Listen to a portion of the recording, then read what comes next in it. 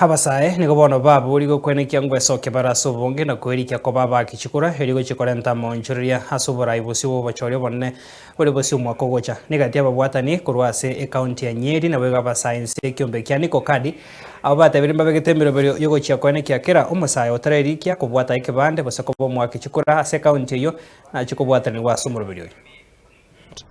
But when you look at the numbers that were expected within this region, it is still low. I don't think we have hit 50%, and therefore we are calling upon our children who are ready to take a voters card to actually come out.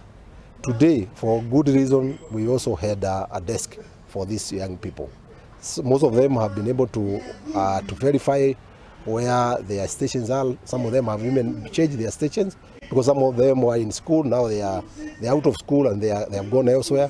So we think, we call upon all the others, whatever they are, that can only be governed through their voice, and their voice can only come through the vote.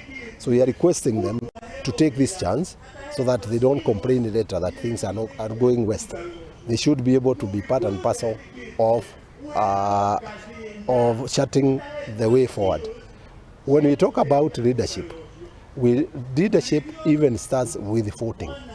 You can never tell us you are a leader when you are not participating in the election.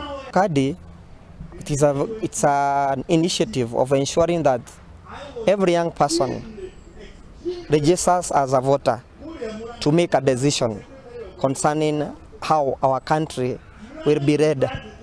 Most of us, we are complaining that we have bad leaders, but we are the people who slept and never made a decision of choosing the right leaders. That is why we are calling on all young people in the country to register as voters so that we can vote the right leaders come 2027. We urge you, we know that the voter registration is closing on Tuesday, on 28th. We urge all of you to come out in large numbers.